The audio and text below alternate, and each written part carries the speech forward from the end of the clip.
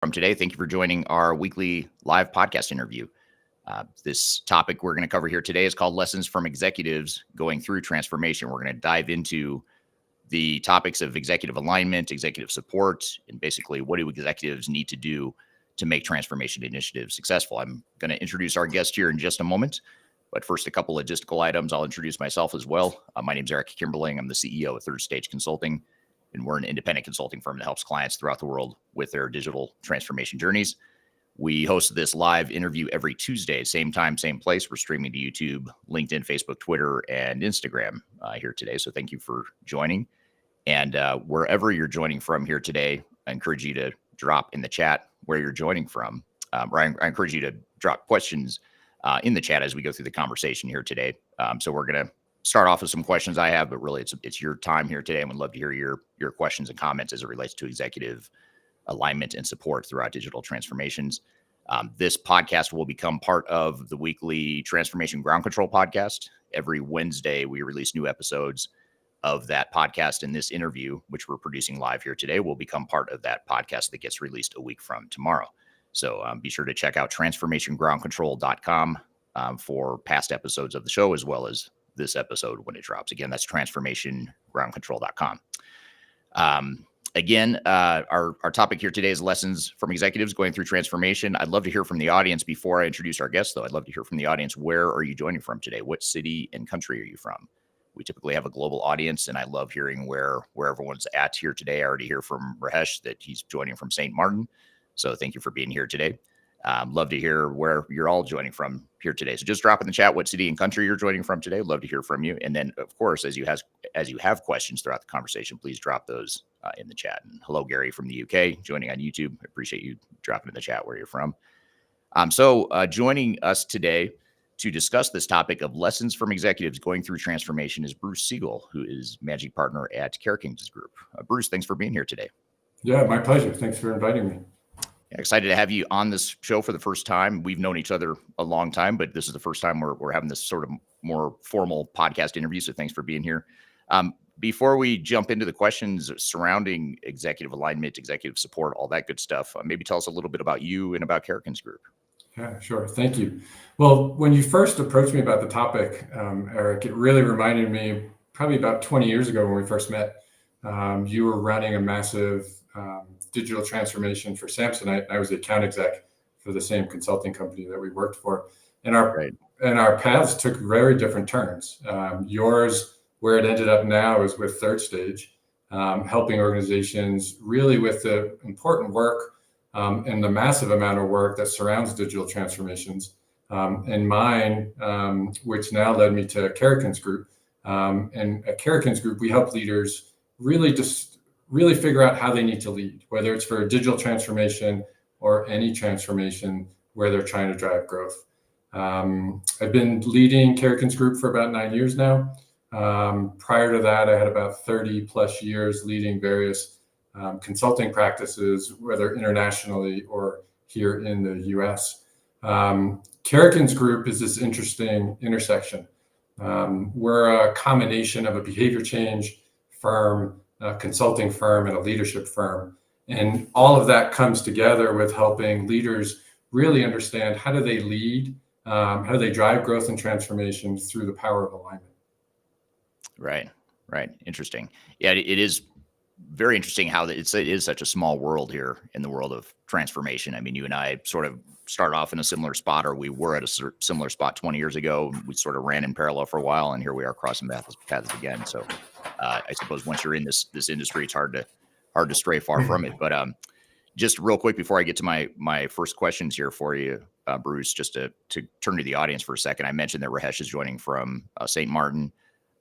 Gary from the UK, Carol from Boulder, Kate from Denver, Varun from India, Alcinda from South Africa, Julie from Denver. I think you know Julie, if I remember correctly.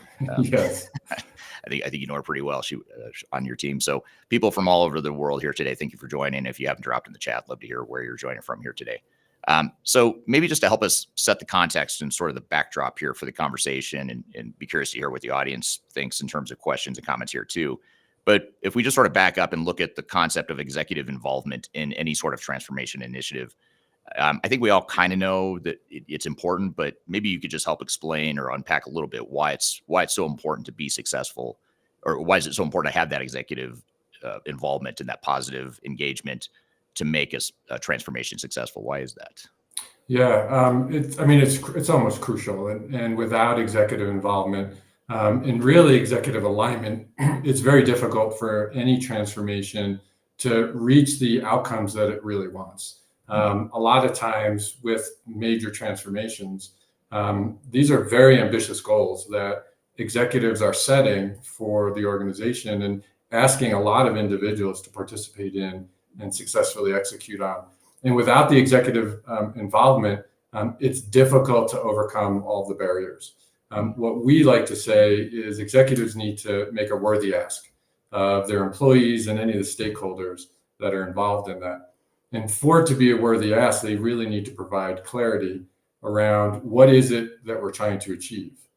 And then through that, how do they create connection and commitment to achieving those goals, and for themselves to show the courage of what it's going to mean, what are the changes that they're going to need to make this transformation successful.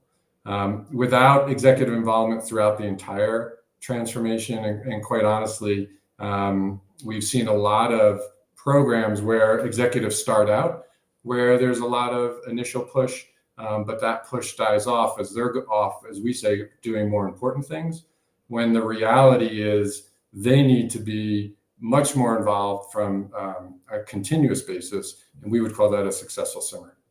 Right. So when you think about executives that are going through transformations and when they're first starting off and when they're kind of getting their heads around how we're going to lead this change. And by the way, I'm going to back up a second. I ask you this question because you and I have talked about how my perception of your role and what Karrikins does, it's almost like you're an executive whisperer in some ways. You're coaching executives. You're sort of working one-on-one with them to help them understand what they need to do to be successful and do some of the things you just mentioned. But when you are approaching these executives and they're just getting started on a transformation and they're trying to get their arms around how to lead, how would you describe the state of mind typically of executives? Like, just especially if we're not executives, if I'm on a project team or I'm a mid-level manager and I'm trying to understand what my executives are going through, what they're thinking, how would you describe that or unpack that for us? Yeah, well, I mean, it's difficult to come up with one state of mind. It depends on the executive.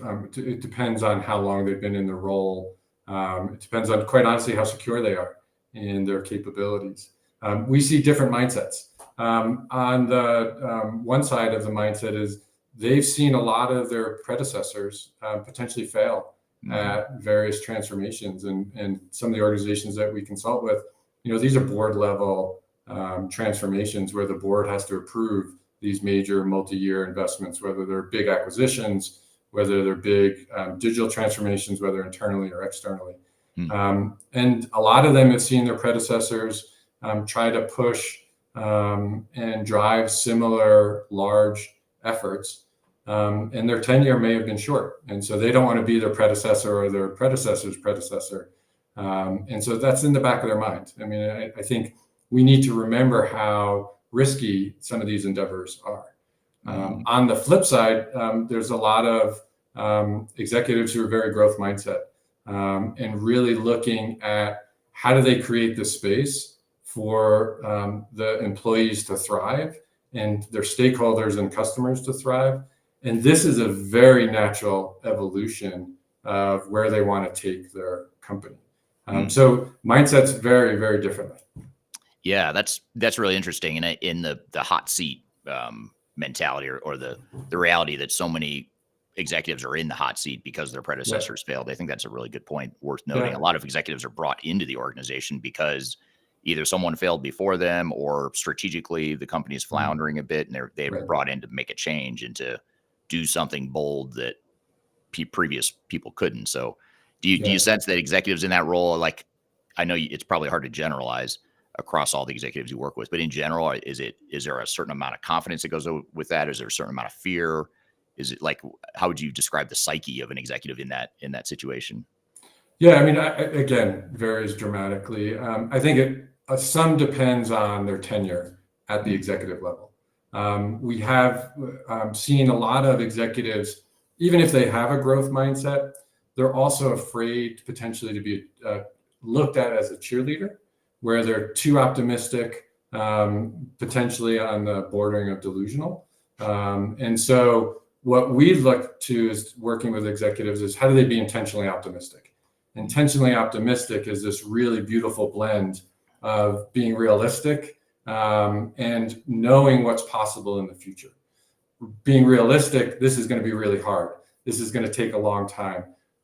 And we have the right resources, we've got the right attention, we've got the right intellect to really overcome those challenges and probably do what might not be possible for a lot of other organizations.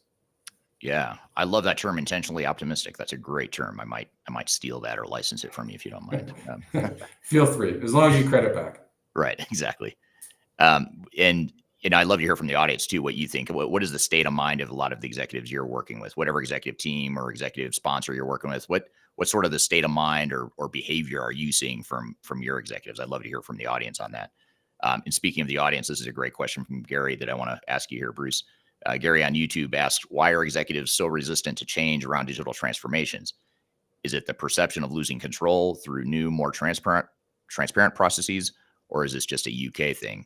And this is an interesting question because we're talking about resistance to change, which typically we think resistance to change is going to come from further down the organization. But here he's asking executives themselves, why are they resistant to change? Is this something you see often, or how would you respond to Gary here?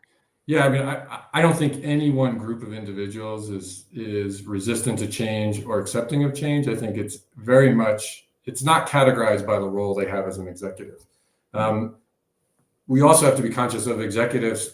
They're trying to move a lot of different efforts along, and digital transformation may be one of many things that they're trying to do. So, a lot of the executives we work with, they're at the C-suite, some in very large publicly traded organizations. And you have to think about the various pulls on their time and attention and focus. And so digital transformation, while is very important to the organization, it might be one of many very important things that they're working on. So I wouldn't categorize as executives as being generally just resistant to change. They may not understand the amount of focus and attention that's required to it. To Gary's question, there's also some executives who it's difficult for them to start changing their behaviors and how they do their job. So in the case of digital transformation, if you're talking about the CFO, in many cases, the CFO needs to dramatically change how they operate, whether they're used to spreadsheets or their own source of record for the data. And now they're asking the organization to go enterprise-wide with an ERP system. They now need to manage differently. They now need to manage their folks and lead their folks differently so that everyone's using the capabilities of the solution, not just the people in the front line. The executives now need to know how are they going to lead differently. And that's a lot of the work we do is what are the behavioral commitments that executive need to make as a collective as well as an individual. And really, how do they start with self? How do they show that this is an important effort by signaling that they're also going to change the way they operate internally and externally? Right. That makes total sense. Want to say hi to Adam from Montreal, Srinivas from India, Ashish from Singapore. Thanks for joining here today. So we've got people continuing to join from all over the world. Thanks for chiming in here today. So, one thing I've found in my experience or career, and I'm curious to see what you think here, Bruce, and if you have seen this before or how you've dealt with this, but a lot of times you get executives that have this right mindset, and let's just say they have the intentional optimism that you described. Let's just say we start off on the right foot. We've got the right men's mindset. We have the right intentions as an executive team, but then sometimes there's like a misunderstanding of what's to come. Like they don't necessarily understand how a transformation is going to affect the organization and how the organization is going to respond and what their role should continue to be, other than providing that right mindset and that right leadership. There's more to it, to provide that executive sponsorship and buy-in and support. What are some of the biggest misunderstandings do you think that executives have, or what are the blind spots they have typically when they go into transformations like this? I mean, from my experience, a lot depends on how the transformation is set up. I think a lot of executives don't dedicate the dedicated resources to the transformation. And in some ways, these big transformations become what we would call a side hustle to their day-to-day job. So I think sometimes there's a lack of understanding of how do you keep the business moving while also doing this transformation. And it's very difficult for the same group of resources to do both. And so sometimes there's a misunderstanding around that. I wouldn't say it's all the time, but there's definitely a misunderstanding sometimes in that space. I think also there's a very big difference between change enablement and change management. I think a lot of executives believe that if they put a change program in place and they are helping individuals react to the change as opposed to changing the culture and saying, okay, how do we become changeable? How do we, in a continuous way, look at probably transformation is going to happen all the time, whether it's big T or little t transformation. And how do we create a culture that really embraces this transformation and creates and leans into this transformation? So it's a continuous effort. Right. That's a great point. And yeah, it's that continuous mindset and that understanding of what, the proactive versus the reactive aspect that you're talking about, proactively getting the organization ready for change and the change enablement. I think that's super interesting because I think you're right. We do, as transformation practitioners and as leaders, oftentimes we think of this as a way that we're going to respond to the resistance. We'll respond to the organization when there's negativity or when there's concern or pushback or whatever. But what you're saying is get ahead of that and create a culture that is open to change and is able to adapt a little bit better. Is that? Yeah, absolutely. Fair? Yeah. And I think you're right. Change practitioners are probably at the center of that challenge. Yeah. We've created a whole practice of helping individuals deal with change as opposed to helping individuals embrace change and be part of that change and create the change. And so this what that just brought to mind is this whole concept of WIFM. So what's in it for me? As change practitioners, we spend a lot of time defining how this is going to improve the employee's way of being within their current job. I think what we don't do, and a lot of executives can lean into this, is how do we create clarity around what does this mean to our customers? What does this mean to our company? What does this mean to our industry? And how do we broaden that, what we would call worthy ask? How do we make this transformation be something that's just a dramatic positive effect on all of the constituents that deal with our organization? Right. Yeah, very, very interesting. Here's a follow-up comment from Gary, just sort of in response to what you just said, Bruce. But Gary on YouTube says, I would say 80% of execs that I have worked with at big companies in the UK, public and private sector, are very resistant. I tend to find that people lower down are more open. It's a super interesting comment. Do you find that to be the case where you have some clients where the organization does have that mindset of change and they're ready for change, and then the executives are resistant? Have you seen that in your career? Absolutely. Whether it's 20% or 80%, I couldn't say, but yeah, there's definitely executives who are resistant to change. One of the things that we've seen is, again, it depends on the tenure. So as executives get further in their tenure, so as they're looking 5, 7, 8 years out and they've been in that role, they may be looking about how do they transition out of this role? How do they retire? What's their legacy? And then as they get to the end of their career, they might be a little bit more resistant to change. There's a great article from McKinsey that I can post if you like, Eric, Sure. that really talks about how do CEOs and more broader, how do executives keep their learning agenda going? And they specifically talk about executives post 5 years, especially if they've been highly successful. They look at, there's a gravity. One of the terms we have is there's a gravity to that success. And they may be a little bit more reluctant to mess with that success by continuing the transformation and continuing the change. Right. And so part of that learning agenda is CEOs and executives, how do they get outside their organization? How do they shadow other executives from other industries to see how other businesses are growing and transforming? And that's just one example from the article, but it's a great article from McKinsey.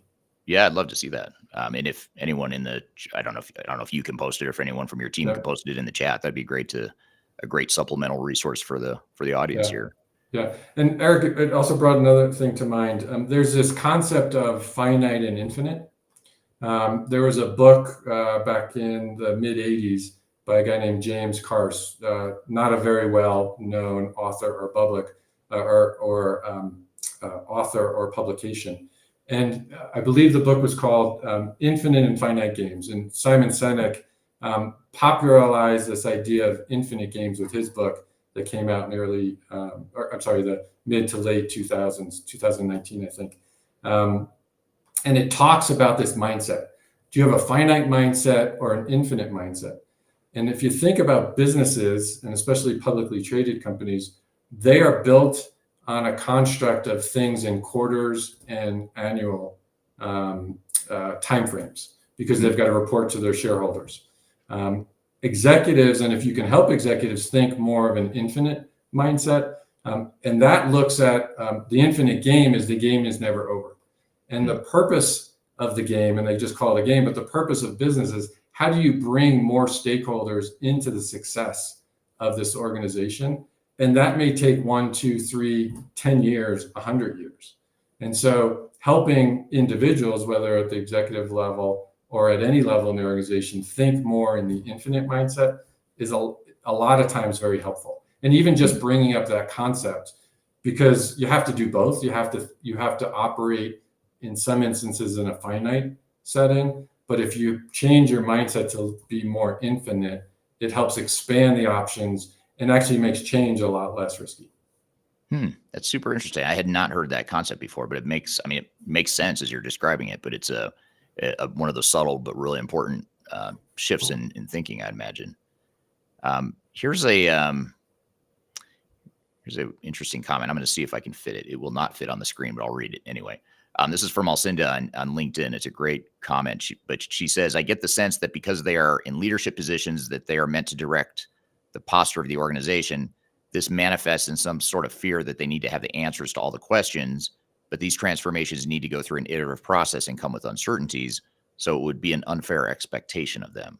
So maybe just to frame that into a question, if you're an executive, how do you deal with that, or how do you address the fact that there's a lot of stuff you don't know as a leader and people are looking to you as a leader to have that clarity? But these projects, as Alcinda rightly mentions, they come with uncertainty. There's a lot of unknowns we're still trying to define. How do you deal with that as an executive? Yeah, I love that question. And what I would say is one of the most important roles of the executive and the executive team is to what we would call create the space for quality conversations. The executives writ large don't need to have all the answers. They've hired really smart people, and usually there's a lot of people working on these transformations.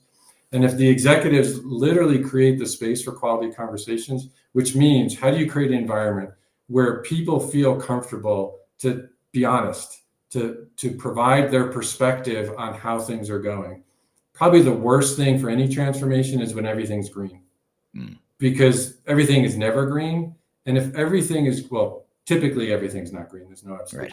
Right. But if everything's green, you have to ask the question, is there fear in the organization or fear within groups of the organization that if it's not green, will there be ramifications to it?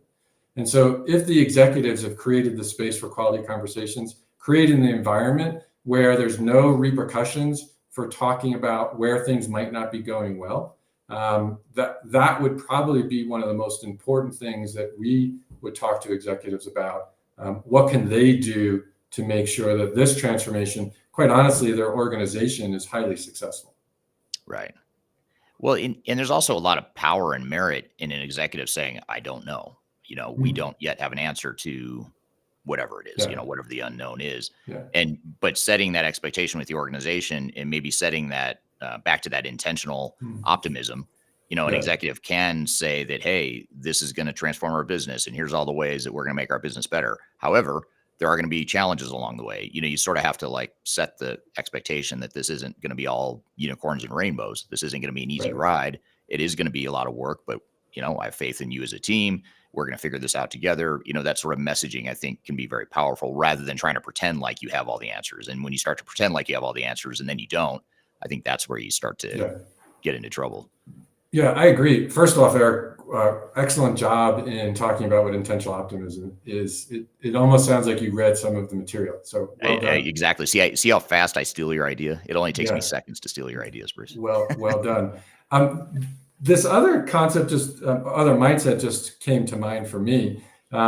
When the question talked about fear, we also have to remember that within the executive ranks, a lot of times there's a group dynamic amongst their own peers that one executive may feel like they've got a concern or a fear that if they don't have the answer for their peers, that they're going to be looked upon as not being competent. So this fear, I think, potentially goes throughout organizations. And one of the group dynamics, which we would say is a misaligned group dynamic based on our behavior change model, one of those misaligned group dynamics of fear is one of the things that we definitely address. And how do you address that? By creating much more confidence, creating this environment for quality conversations, having just a realistic perspective that there needs to be progress, not perfection.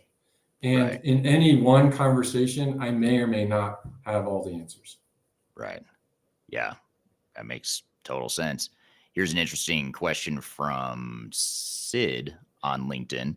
Sid says, from your perspective, how do you delineate the vision of many executives who may have short or near-term goals, as you just mentioned, Bruce, to the goals of a digital transformation, which is often a continual process? So it sort of gets back to Alcinda's point too. There's a lot of stuff we don't know yet about this transformation. We don't know how it's going to unfold. We don't know yet how it's going to impact the organization necessarily.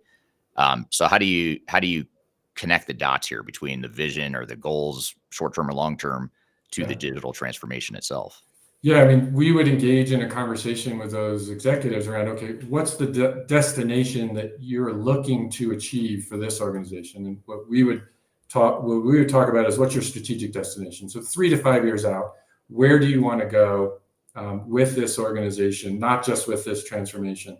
And then how do you lead through that destination? Don't lead just to that destination, because even if you're 3 to 5 years out, you could start bringing in some finite mindset and finite thinking, but lead through that. But know that that's one destination, that's one stop along this potentially 10, 20, 100-year path that we're trying to get to. So it's linking back to, what are the ambitious goals that this executive team and this organization is trying to achieve? Right. Yeah. And here's kind of a funny comment from Alcinda as a follow-up on LinkedIn. She says, my supervisor calls this temporary incompetence that uncertainty comes with. So, it's an interesting choice of words. I don't know if I'd call it incompetence if I were a leader, but, I see the point there. It does kind of make sense. There's stuff we don't know for sure as we go through a transformation. Well, yeah, and that's absolutely true. And I think part of the work that you guys do is, how do you look at continuing to look out? And I think some of the combinations between what you do and what we do is, we look at, if you're going to develop a strategy, if you're going to develop a plan, how do you build in very regular course corrections and make that not only an okay part, but a necessary part of the transformation? I think the days are gone where you spend 18 months developing a plan, developing a strategy, and then you spend the next 5 years implementing that. What we see is now things are much more agile. Strategies, even for large enterprise organizations, are developed in weeks, maybe a few months. And the most advanced organizations and executives are looking at it at a minimum on a quarterly basis. How are we creating regular course corrections? And it's not a bad thing. And that's get rid of the stigma that if we're tacking and changing course, that's not a bad thing. That's actually expected. Right. Yeah. What about, we've talked about the way organizations and leaders and executives should be on a transformation and how they should lead. Why do so many organizations struggle with a lack of executive involvement or buy-in? Because that does seem to be a common root cause for failure, is that the executives aren't on board, or they're not supporting the project the way they should. Even if they start off with the right mindset that you're talking about, oftentimes it doesn't translate into the execution that needs to happen from the executive team. So why is that? Well, I think part of it is how much time is spent on what the transformation is. not only what it is, but also how are we going to accomplish it? So the more lower level initiatives, and then some time is spent on why is this important? And we just see very little time, typically in relative terms, is spent how do we need to lead to make this transformation successful? So it's a bit of a mindset shift. If the executives, and specifically the most senior executives, really start articulating the why and what we talked about earlier, not only the why internally, but probably more importantly, the why externally. How is this going to transform the industry? How is this going to transform our experience for our customers? Really making that worthy ask. And at the same time, looking at how do we need to lead? And very specifically, how do we need to lead collectively in an aligned way? Without doing that very dedicated work, it just doesn't happen. There are other people that are going to go off on the why and the what, but the executives really need to focus on, at every level within the organization, these leadership teams really need to focus on collectively, how are we going to model the way? How are we going to start with self? And how are we going to hold each other accountable to the behaviors that we know we need to demonstrate that's actually going to make the transformation successful? Yeah. Very, very well said. What about executive alignment? Maybe you could help us understand this concept. I know your colleague Julie was on this podcast recently, and she talked a lot about executive alignment. For those that may have missed that discussion, though, what is executive alignment and why is it so important to transformation? Yeah, we look at executive alignment and any alignment under a couple competencies. We look at clarity, connection, commitment, and courage, and we call those the 4 C's. Every firm, every consulting firm has to have various models, and that's one of our models. You probably have a PowerPoint slide too, right? Actually, we use very little PowerPoint slides. Oh, okay. So it's probably, it's more in a methodology and a model that people can visualize, but we use very little in the PowerPoint space. PowerPoint is not our programming language of choice anymore. Right. But this concept of clarity is really interesting, and alignment starts with clarity. And most individuals, and executives are no different, most individuals believe once they're clear and they state that to others, that clarity has been created. But the reality is, unless you are able to get individuals into a dialogue, and that dialogue helps create shared meaning, that there is no clarity. Clarity does not exist. Because clarity of one does not mean that it's clear on what we're going to do, why we're doing it, and how we're going to do it. And so that shared meaning might be is a very important aspect of creating alignment. So we start with clarity, and within clarity, there's also this concept of how do you create the invisible visible? There are a lot of things that are going on internally within folks that create this idea of misaligned group dynamics, misaligned mindsets, and how do you bring those to the forefront? And then how do you then address those things that might not be aligned to where you want to go? So 2 aspects of clarity is this idea of shared meaning and making the invisible visible. Right. The next element of alignment we would look at is connection. So how do you create the connection for all of the individuals that are going to go on this transformation journey to be able to connect the dots? Connect the dots from a function perspective. How is this transformation going to change various things, and how do they interrelate? And as important, how do you connect the dots between people and that intersection of people? Because if it's truly transformative, it's going to affect many aspects of the organization. And so without that interconnectivity across functions, it'll be very difficult to be successful. A next element of alignment we look at is commitment. And how do you show commitment? How do you hold yourself and others accountable to this goal that you're setting and the behaviors that it's going to take to achieve those? And last is courage. One element of courage is, first of all, how do you start with self? A little bit overused term is how do you be more vulnerable? But really, how do you be more transparent about what's happening? Why is it happening? What's my part in this? And then lastly, what I mentioned earlier, this idea of creating the space for quality conversations. Alignment requires individuals and executive teams to solve the avoided. So what are the things that are either not being discussed or not fully explored, whether it's based on what we talked earlier, the fear of retribution or the fear of bringing up that something's yellow or red, or it's just my own personal concern that I'm an introvert and I might not want to talk in front of a group, whatever it might be, whatever those reasons that things are being avoided. Part of the executive team's responsibility and the ability to create alignment is cataloging those things that are being avoided and then systematically addressing them. That's super interesting. So summarize again for those of us taking notes. What are the 4 C's again? Just could you run through those real quick again? Sure. Clarity, commitment, connection, and courage. Okay. So coming back to the clarity one then, do you run into a situation often or ever where you go into an executive boardroom or you meet with an executive team and the clarity isn't there, not because they don't want to create the clarity, but because maybe they're not on the same page with what the transformation means to the organization and how they want to? Yes.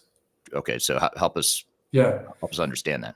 Yeah. So a lot of times there's either a lack of understanding or probably more specifically a different set of understanding around what the transformation is. There's also a situation where people understand what the transformation is, but they believe the transformation is for others, not for themselves. And so within our process of creating alignment, we literally facilitate co-creation sessions where we get executives into dialogue around what is this transformation? What does it mean to the broader organization? What does it mean externally? And then bringing it back home. What does it mean to this executive team? And what does it mean individually to each of the executives? And quite honestly, if each of the executives isn't going to have to change, whether it's how they lead, whether it's how they're directing resources, where it's how they're putting their own time and energy, it is probably not transformative or transformative enough. And so we have this concept of agreement versus alignment. And most individuals, most leaders confuse agreement for alignment. So agreement is just like you just did, Eric, you shook your head when I said something. Right. I actually don't know if you're aligned with what I'm saying. All I know is that you agree with what I'm saying. And it might be tacit. It might be tacit agreement. And unless you really start diving into what are the finer points, the details around the transformation, and how is it going to affect me personally as an executive? How is it going to affect my function? How is it going to affect the organization? And understanding what am I going to do differently, and really aligning to showing up and being different, behaving different, putting my time, effort, and energy in different spaces. There probably is no alignment. There's probably agreement. And agreement could be very risky and detrimental to an organization if you don't do the hard work of alignment. Yeah, that's a super interesting point. And it actually reminds me a lot of when you're talking about the nodding of the head. It reminded me of the case study. I think I studied in sociology. I think maybe it's a business class, but the case study where there was a plane crash. I think it was in South Korea, and it was a situation where the pilot, the co-pilot had a concern about something that was going wrong with the flight, and the pilot basically overrode the co-pilot because of the hierarchy and the cultural differences, the cultural hierarchy in businesses in parts of Asia in this case study. And it was talking about how the communication and the agreement and the alignment didn't happen because of cultural nuances.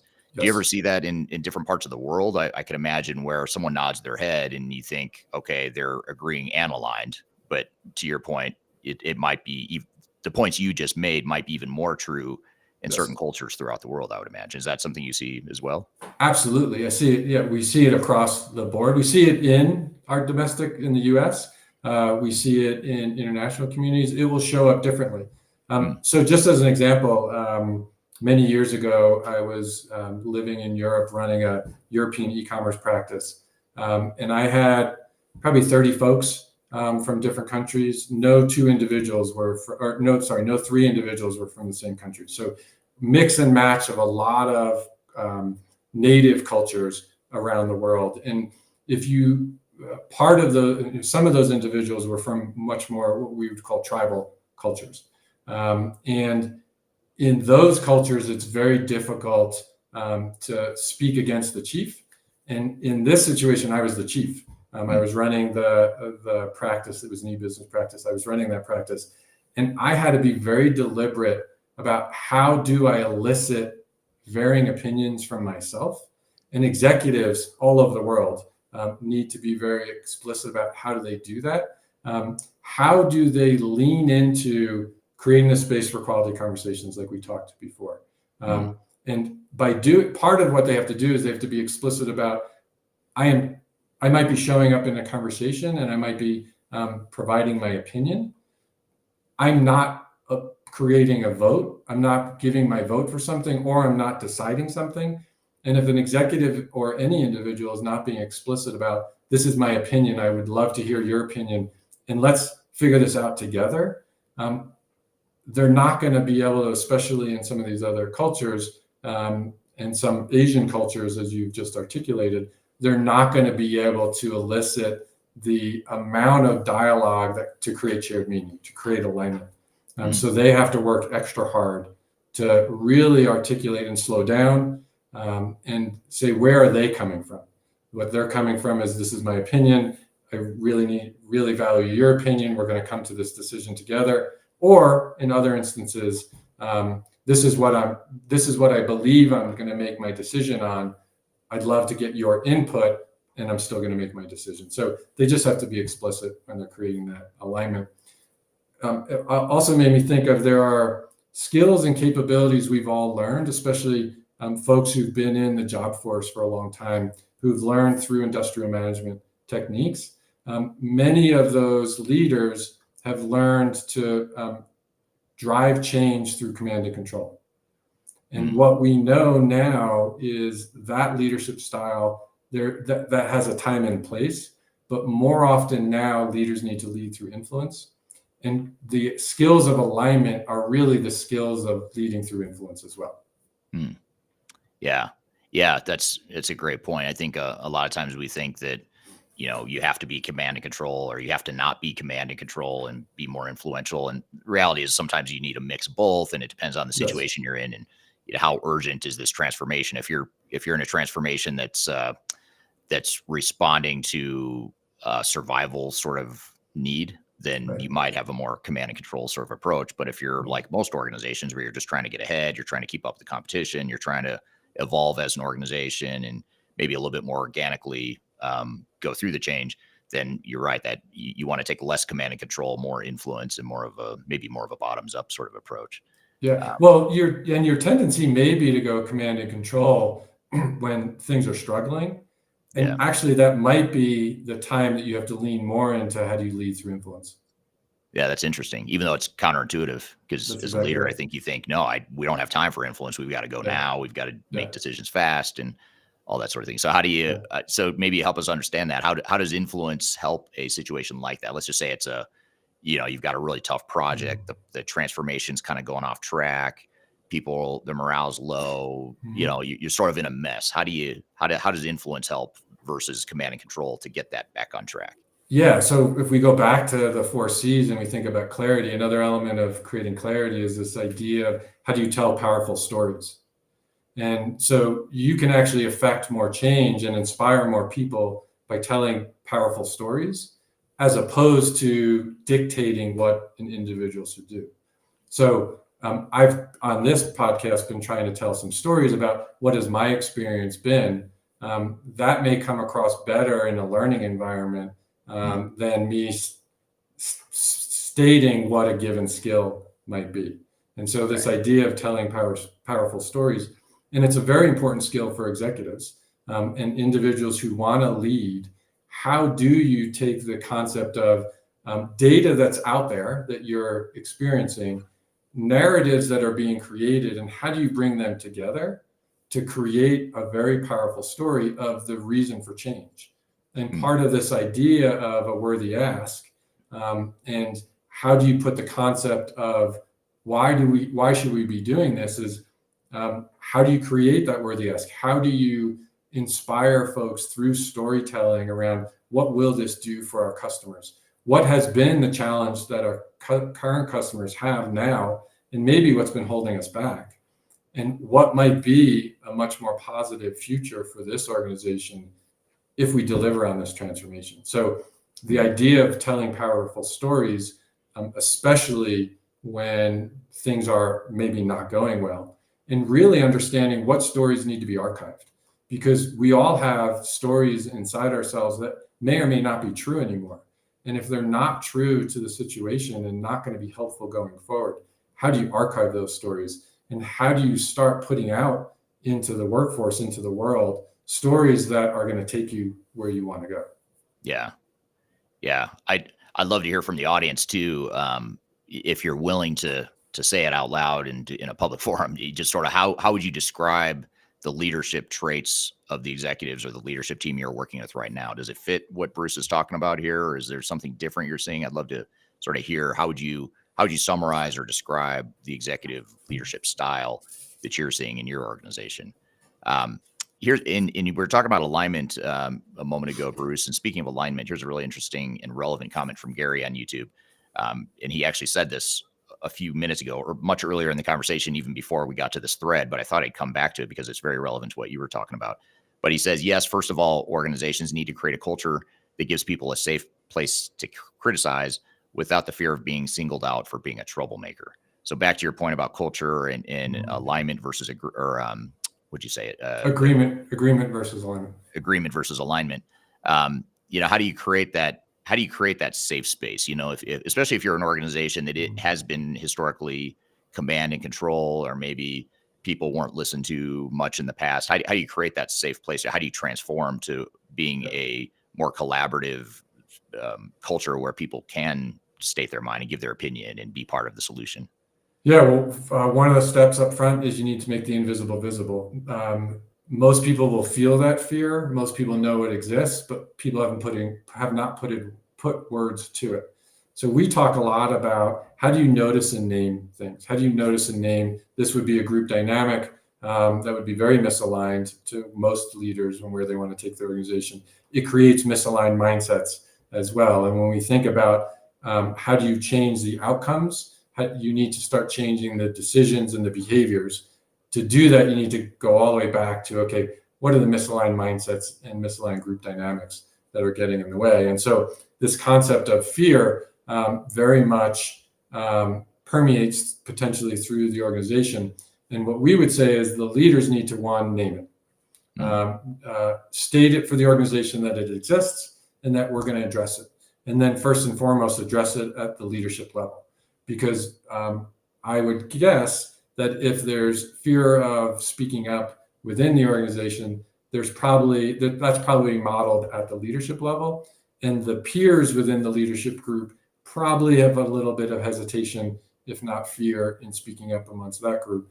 And so how do you address it? Get into a quality conversation around it, notice, name it, and then start talking about what are the opposite of that behavior that we want to model for ourselves and for the broader organization, and give it a name.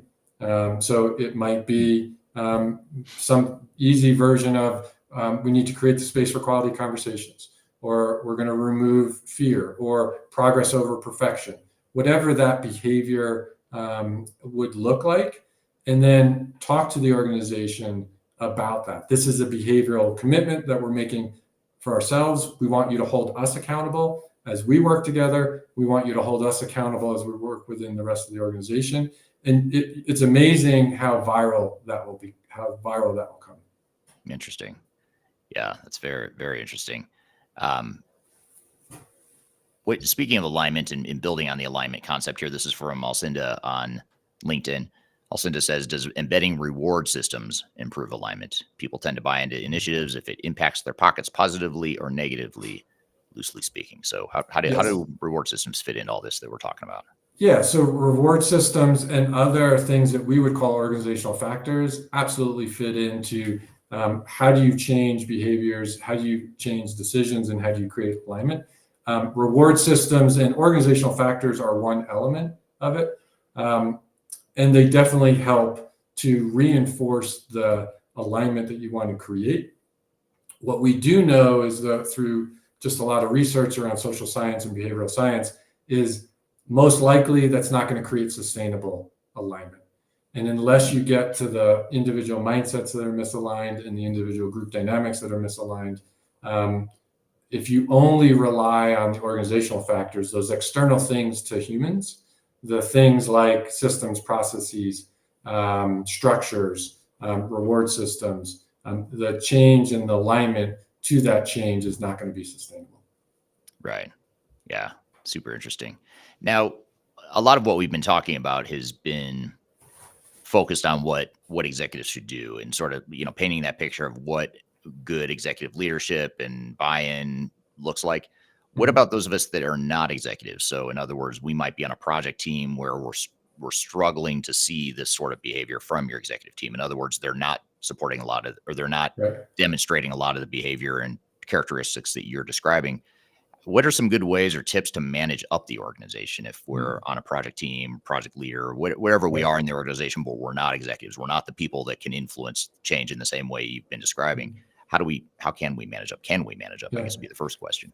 Absolutely. And I would say alignment's not precious to the leadership team. It's not a privilege of a leadership team. Individuals throughout the organization can create alignment. And really just going back to what we talked about before, Eric, the 4 C's. At a program level, at a team level, at an individual level, you can start practicing the skills and capabilities of alignment with your team members. How do you create clarity just within this team? How do you create commitment, connection, and show courage to deliver on this? Quite honestly, when we talked about some of the inadequacies of command and control, as opposed to leading through influence, what I would say is those individuals, if they lead through influence, they'll get noticed. It'll help them rise through the ranks of the organization if that's what they want to do, or just get more responsibility or have more influence. These skills of alignment should be utilized by everyone in the organization. Yeah. So in other words, we don't need to sit back and wait for the executives to do what we're talking about here. We can be part of that alignment. That's exactly right. Yeah. And I would say it's a misaligned mindset. It's a mindset that I'm waiting to be led as opposed to stepping in and leading. Right. Yeah. Because I know you like to study this topic. I know you study history of this topic, Bruce, like I like to as well. I want to come back to a comment from earlier that gets back to your point about finite versus infinite mindsets. And this is from Sid on LinkedIn. And Sid makes a comment here that infinite versus finite is indeed the case in the auto industry. For example, the Asian versus the US auto companies. Yes. It's a super, super interesting comment that I hadn't connected those dots, but I think that's an interesting observation. What are your thoughts there? You look at entire industries that have been disrupted and where you have a new leadership model or a new business model that comes in and disrupts, or in some cases destroys an entire industry or certainly certain competitors. Do you think a lot of that does come back to this mindset that you're talking about, the infinite versus the finite? Yeah, absolutely. I think the auto industry is a great example where you had a lot of Asian companies who overtook the big 3 or whatever you would categorize in the US. And they did that through quality. And the idea around quality is definitely an infinite game in this. And you're not looking at how do I create the most cars in the cheapest way. Quite honestly, in the end, they were probably able to be much more effective and efficient because they looked at a much longer time horizon. And so I think the auto industry is a great example. Yeah. Another one that comes to mind that I just read about, it's probably been 2 or 3 years now, is a Wall Street Journal article about Jeff Bezos and his CFO. And it was talking about how as they were growing Amazon, and Amazon had already been pretty well established at this point. I think this was probably, I don't know when this was, 10 or 15 years ago. And Jeff Bezos had this idea for Amazon Prime, which for those of you that aren't Amazon customers, you pay, I think, $10 a month basically to get overnight shipping or 2-day shipping on anything you order anywhere in the US at least. So the idea was you pay $10 a month and then you get, no matter what you order, how often you order, you're going to get expedited shipping. And the CFO was adamantly opposed to it. He said, absolutely not. This is going to bankrupt the company. We're going to lose money on customers. And at this point, this is back when Amazon was still doing sort of the land grab of just trying to Right. dominate market share and all that stuff. So, and Jeff Bezos said, no, I'm playing the long game here. Yeah, we're going to lose money in the short term, but long term, it's gonna Yes. help us. And it turns out that Jeff was probably right, because it seems to have worked pretty well for Amazon now. But the CFO, in the article, it talked about how the CFO almost quit. Like, he was so adamantly opposed to the idea, he almost quit because Jeff just wasn't listening, or Jeff, went against Right. his wisdom. So it's just interesting to see examples like that you're talking about. I may not have thought of it as finite versus infinite mindsets, but that's sort of what we're seeing here. Japanese auto companies, Amazon, and Jeff Bezos. I'm sure there's a million other examples that we could point to. Yeah. I think Amazon's a great example. And if you fast forward, they continue to add more and more value to that idea of how do you be a prime customer. And I think they also looked at how do they create stickiness or loyalty from a customer perspective. So if the idea is I'm getting free shipping, well, I'm probably going to go to Amazon first to look for a piece of product. And they started adding Prime Video and a lot of other value-added capabilities to that offering. Yeah. I want to get to one more question from the audience, and then I've got a sort of a closing question for you, Bruce. But this one's from Darian on LinkedIn. Darian says, what happens if the executives don't like the influence you have as someone who's lower? How do you approach that conversation? So let's just say I'm lower in the organization. I'm trying to create that alignment and that just that overall alignment that you were just describing before, sort of bottoms up or from the bottom up the organization. Right. How do you approach that, or how do you deal with that? Yeah, I mean, so I think the advice I would give is continue to point back to the North Star. And so what's the North Star for the organization and for this executive? And so what is this executive trying to achieve? What is this leader trying to achieve? What's the broader organization trying to achieve? And really getting a very good understanding of what that North Star is. Part of the problem is in many organizations, there's not shared meaning around that North Star. So what I would suggest for that individual is if they're having trouble with a given executive because that executive is not appreciating the influence that they're having, is take a step back. Try to create shared meaning around what is the North Star? What are we trying to achieve collectively? And how do we do this collectively? I think the leader, that leader in the case, may not have a mindset that this individual is coming from positive intent. And so this individual may need to step back a little bit and really demonstrate that they are coming from positive intent. Yeah, very interesting. Well said. So what, I'm going to ask you a two-part question to sort of tie this all together and to close out the conversation. And I'll ask it from the perspective of if I'm an executive, and then I'll ask it from the perspective of if I'm not an executive, I'm lower in the organization.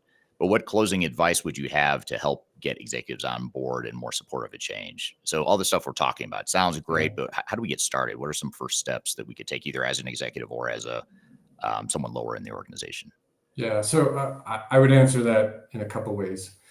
First, I think we all recognize that business is becoming more digital, whether it's AI, whether it's big enterprise systems, and whether that digital is internally focused or externally focused. Externally focused meaning we're creating more data products and we're looking for more revenue generating products that are in the digital space as opposed to in the hard product space. So business is becoming ever more digital. I think one of the mindset shifts that we would propose to executives to start with is to really understand that leadership is becoming even more human-centric, that this idea of a digital becoming more business, don't get lost and believe that then I can be more aloof. I could step back, potentially even use AI to help lead my organization. Leadership is becoming much more human-centric. This idea of start weaving in the power of leading through influence, the power of leading through alignment, and start with yourself. That's the advice that I would give executives. Yeah. And here I was secretly hoping you would say that AI would just solve all this for us, but you're saying that is not true. It may solve a lot of business implications, but at a leadership level, the human-centric nature of it's not going away. It's only getting more prevalent. All right. And I would say it's probably going to be a big differentiator going forward. So how leaders lead might be one of the most important things on how successful organizations are writ large, as well as against their competition. Yeah, it's a great point because you cannot chat GPT that, all the stuff you're talking about here. You can't just automate it or use technology to somehow help you Right. figure it out. It is, you're right. It's something that I don't think will ever be automated or made any easier. So the ones that can Yeah. do it well are going to have a distinct advantage.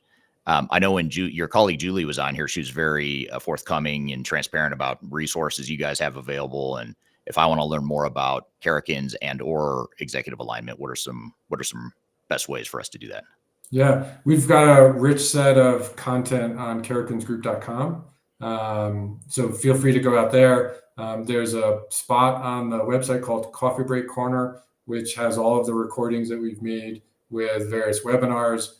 We expose a lot of our research, our methodologies, our approaches. So go out there. We look at how we approach our work. We have our behavior change model out there. We have what we call our diamond triangle model, which is more of a meta model that a lot of our work fits within. So our website's a great place to start. Feel free to reach out to me. We'll post my email address, and happy to have a chat. Yeah, absolutely. And if you're watching on LinkedIn, Bruce is tagged in this post. You can follow him there. If you want to go to Karrikins Group, just to clarify it for the audience too, it's spelled with 2 R's. So it's Karrikins, Karrikins Group. So if you Google it or Correct. just type karrikinsgroup.com, that's how you'll find the website there. And it looks like Kate, at least on LinkedIn, Kate dropped in the chat the website as well. So you can follow that link there too. Thank you. Yeah, great. Well, thank you, Bruce. Really appreciate you being here today. This was a great conversation, something that oftentimes gets overlooked. It doesn't get enough attention, in my opinion. I think we focus way too much on technology and bells and whistles and stuff like that. And we don't talk enough about sort of the core fundamental components of change, which is what you're talking about. So I really appreciate you being here today. Yeah, my pleasure. It's been a great conversation. I appreciate the ask. Yeah, absolutely. And thank you to the audience for all the great questions here. Great turnout today and great questions. So thank you for that.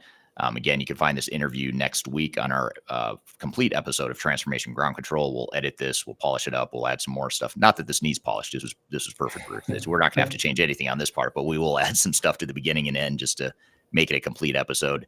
And be sure to check that out at transformationgroundcontrol.com. If you like this content, if you like this discussion, there's a lot more of these sorts of discussions at transformationgroundcontrol.com. So be sure to check that out.